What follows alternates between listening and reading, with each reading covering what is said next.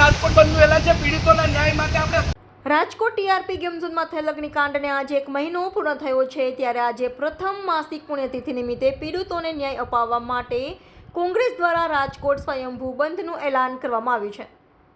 આ બંધના સમર્થનમાં પ્રદેશ કોંગ્રેસના પ્રમુખ સહિતના નેતાઓ તેમજ સૌરાષ્ટ્રના નેતાઓ જોડાશે અને જો કોઈ જગ્યાએ બંધને સમર્થન નહીં હોય તો તે જગ્યાએ હાથ જોડી વિનંતી સાથે અપીલ કરી અડધો દિવસ બંધ પાળવા માંગ કરવામાં આવી રહી છે।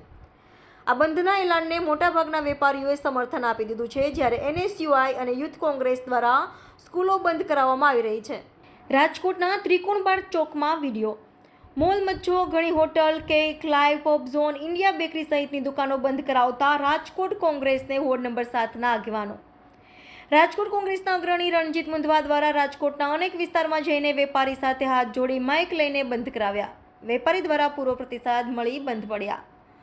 સંવાદદાતા ભરત ભરડવા સાથે રોહિત પોજાણી, દીવ મિરર ન્યૂઝ, રાજકોટ। નમસ્કાર મિત્રો, હું ફિરોઝ ઈરાની આજે તમને એક નવી વાત કરવા આવ્યો છું।